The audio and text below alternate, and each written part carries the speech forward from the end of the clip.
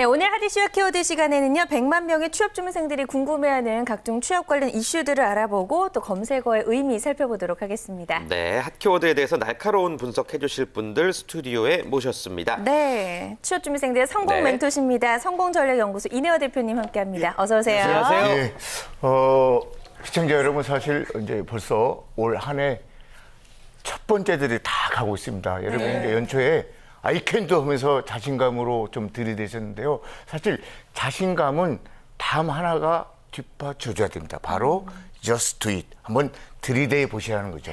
오늘도 힘차게 한번 들이대 보시기 바랍니다. 들이대! 네, 네, 오늘도 좋습니다. 알찬 정보로 들이대 주시기 바라겠습니다.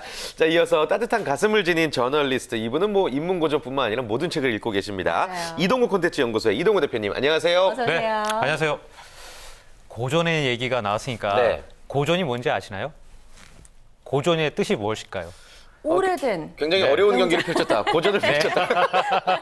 농담이고요. 사실 제가 고전을 요즘 식으로 풀이를 하자면 네. 누구나 다 알고 있지만 읽지 않는 책. 예를 들어 뭐 햄릿, 뭐 장발장, 네. 짜라투스트라는 뭐 이렇게 말했던 뭐 등등등등. 우리가 다 알고는 있죠. 네. 제목을. 하지만 읽지 않는다. 저는 이게 바로 고전이라고 생각합니다. 듣고 보니 맞는 말씀이네요. 네, 고전을 많이 읽으면 근데 머리가 좋아지는 건 맞나요? 그렇다고 근데 하는데요. 저는 왜 머리가 아직 안 좋아졌을까요? 저는 이렇게 생각하고 있어요. 고생해 가면서 읽는 책. 예. 고전. 그래서 안 읽죠. 예. 아, 네. 그래요. 하여튼 고전의 뜻은 누구나 다 네. 알고 있지만 읽지 않는다.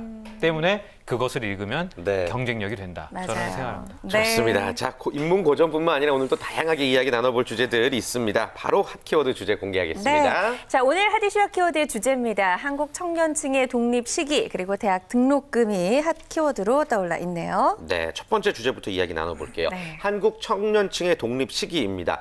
이제 OECD 국가 중에서 18살에서 이제 20살 네. 미만의 청소년들에게 실질적인 동거의 권리가 주어지지 않는 나라가 우리나라가 유일하다고 하네요. 저도 처음 들었습니다.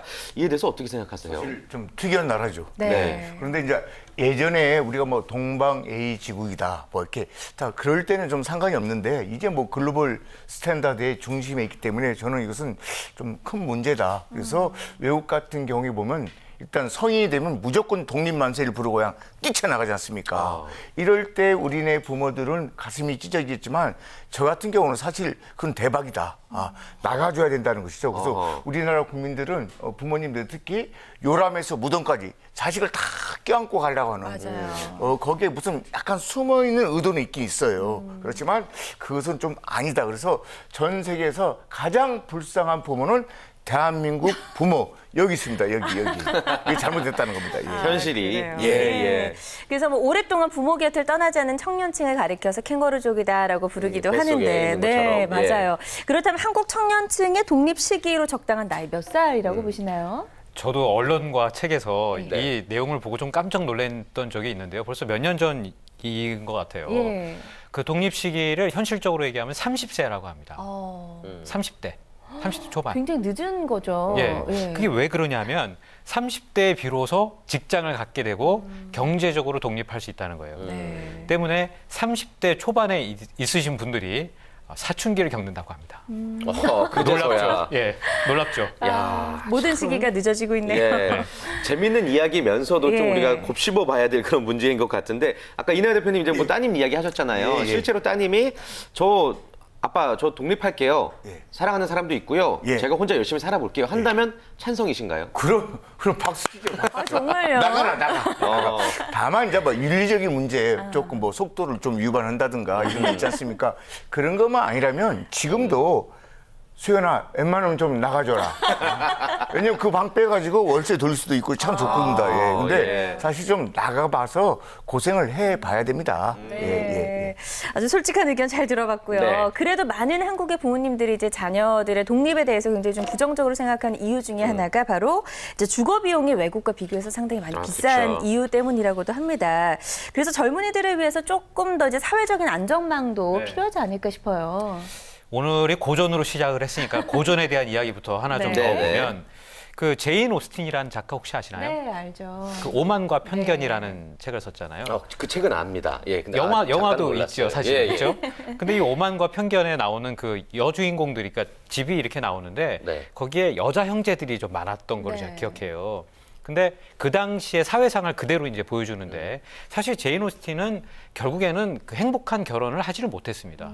그래서 그 주인공 자체가 사실은 그 나중에 다시 남자 주인공을 만나지만 그 당시에는 결국에는 여성들은 사회적 지위도 약하고 직장을 구할 수도 있는 시대가 아니어서 시집을 가야만 먹고 살 수 있는 시대가 되었었어요. 그러니까 주거 비용도 그때는 높았다는 거죠. 그러니까 제가 무슨 말씀을 드리고 싶냐면 국가가 미래를 챙겨주지는 않습니다. 그죠? 그다음에 외국과 비교했을 때 주거 비용이 우리나라가 비싼 것도 있지만 사실 우리나라보다 더 비싼 것도 있습니다. 네. 예를 들면 스파이더맨의 주인공 뉴욕에 살잖아요. 그렇죠? 근데 그 뉴욕 주거비 굉장히 비싸거든요. 그렇죠. 당연하죠. 말이 안 그러니까 되죠. 그러니까 굉장히 허름한 집에 이렇게 삐걱삐걱하는 문 열고 살잖아요. 그런 시대에 살고 있는 우리도 역시 마찬가지라는 거죠. 네. 그런 생각을 해보면 주거비용이 반드시 비싸기 때문에 우리가 독립하기 힘들다?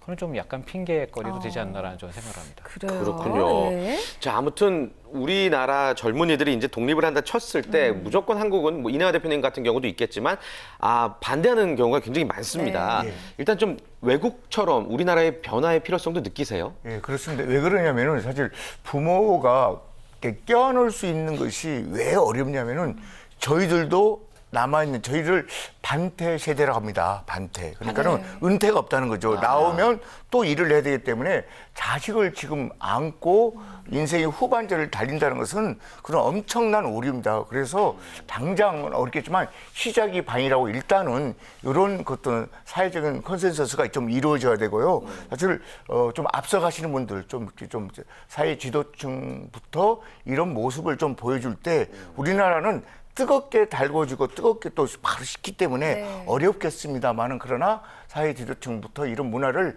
조금씩 만들어가는 어떤 사회적인 소위 이제 뭐 혁신이라고 할까요? 이런 게 좀 필요합니다. 그렇지 않고서는 자멸한다는 것이죠. 예. 네. 사실 말이죠. 이낙연 대표님의 연세에 계신 분들이 한 10몇 년 전에 마시고 좀 나이라고 좀 했어요. 예. 춘추로 할까요? 예. 그 나이대 계신 분들이 그 사실은 한 10몇 년 전에 40대 초반 중반 요때셨는데 그렇죠. 그때 바로 재테크라는 용어가 생겨났습니다. 왜냐하면 여론조사를 했더니 그때 이제 학교를 다니고 있던 초중고등학교를 다니고 있던 애들한테 여론조사를 해보니까 나는 커서 부모를 부양하지 않겠다라고 생각을 합니다. 그 퍼센티지가 우리나라에서 90%가 넘었어요. 그 당시에. 그래서 이제는 내가 애들 다 키우고 내가 노후 준비를 스스로 해야 되는구나라는 것 때문에 사실 재테크가 생겨났거든요. 그 다음에 이제 변질돼서 20대도 뭐 재테크를 해야 된다는 그런 책도 나왔지만 결국에는 의리아 대표님 세대가 재테크라는 걸 만들어낸 거죠. 사실 이만큼도 우리 자식한테 도움을 받겠다는 생각은 거의 제로입니다. 제로 없습니다. 왜 그렇죠? 애들이 하는 그 네 가지를 봐서요. 사실은 아닙니다. 예. 전혀 그런 건 나오지 않습니다. 그래요. 예. 좋습니다. 아무튼 한국 청년층의 독립 시기에 대한 이야기 나눠봤는데 뭐 네. 정답이 뭐냐를 떠나가지고 뭐 부모님들 세대 그리고 또 우리 청년들도 이 이야기에 대해서 좀 많은 생각을 해보셨으면 좋겠습니다. 네. 자, 두 번째 키워드로 넘어가 볼까요? 자, 두 번째 키워드는 대학 등록금이 꼽혀 있습니다. 네. 대학 등록금 상당히 비싸죠. 그래요. 예. 1년에 얼마 정도 내셨는지 기억나세요? 대략적으로 한 1,000만 원 정도 듭니다. 자녀분들? 예. 등록금 자체죠. 여기서 등록금이라는 것은 이제 학교에다 내고 뭐 무슨 뭐 교재비니 뭐 이런 게 있잖아요. 뭐 예. 기성예비 이런 걸 1,000만 원 정도 들고요. 사실은 뭐라고 할까? 실제적으로 아이를 1년 동안 이렇게 육성하고 산 데는 2천만 원 정도 들어갑니다. 다 포함해서? 예, 그러니까 걔가 한 아이가 2천만 원을 제 호주머니에서 뜯어간다. 그래서 제 별명이 우리 집에서 ATM이다 이라고 부르습니다. 일산의 ATM. 이걸 10몇 년째 하고 있습니다. 그래요. 거의 2천만 원이면 거의 론 수준인데.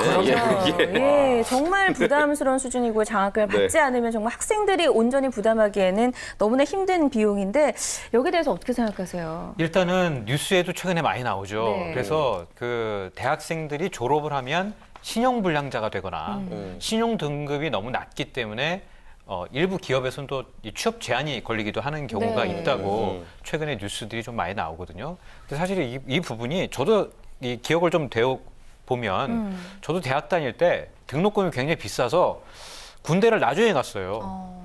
일단 졸업부터 하고 보자. 갔다 오면 등록금이 더 오를 것 같으니까 일단 졸업부터 하자. 해서 졸업을 하고 군대를 갔던 네. 그 네. 기억이 있습니다.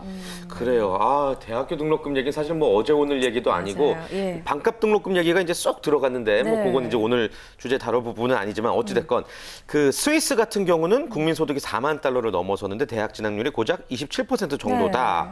네. 예. 이런 점들은 왜 그러면 우리는 또 어떤 걸 여기서 배워야 되는 걸까요? 사실은 그쪽은 일종의 마에스톨 제도라든가 이런 또 소위 이제 기술자를 좀 네. 의대하는 것이 유럽에서는 사실 이제 팽배되어 있는데요.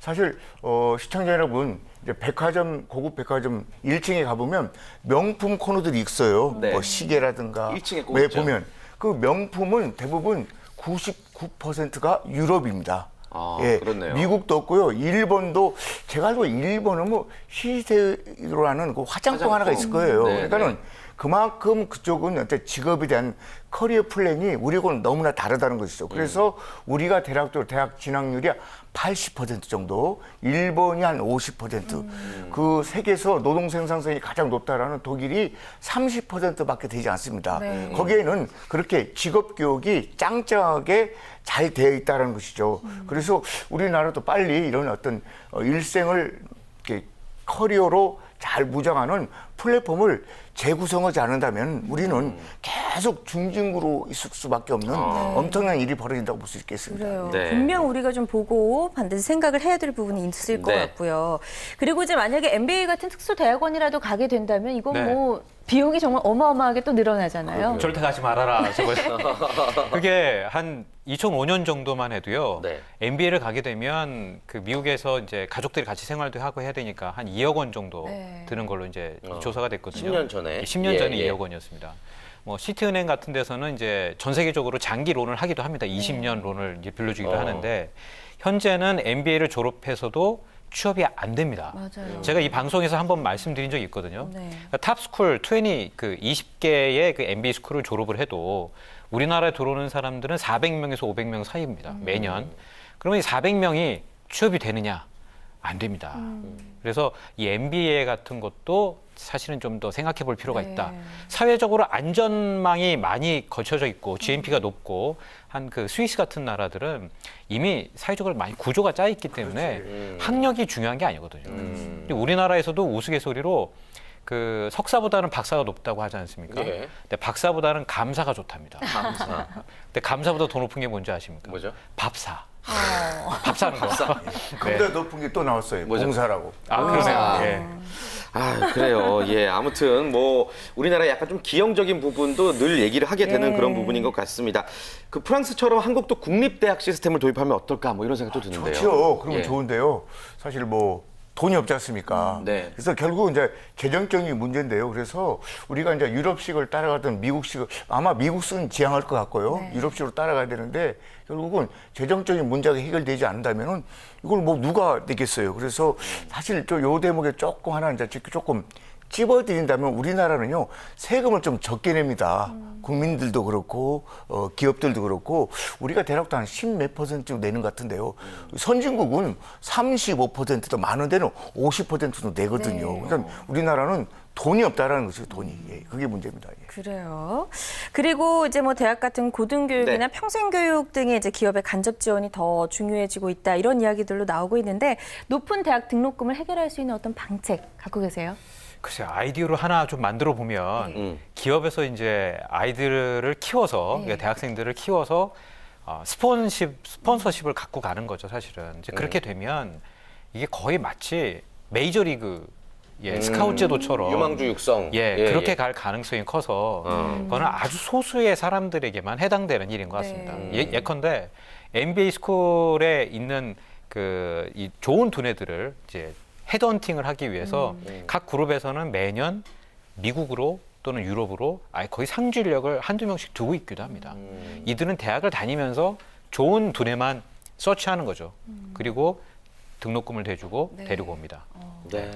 맞아요. 자, 아무튼 대학 등록금 정말 너무 비쌉니다. 학교 다니면서 바로 빚부터 지고 살아가게 되는 우리 학생들의 현실이 참 씁쓸한데 등록금 얘기는 저희가 계속해서 많이 좀 나눠봤으면 좋겠습니다. 아이디어를 위해서요. 예. 자, 핫이슈 핫키워드 시간 진행해봤고요. 이 시간 함께해 주신 두 분과는 여기서 인사 나누겠습니다. 고맙습니다. 고맙습니다. 고맙습니다.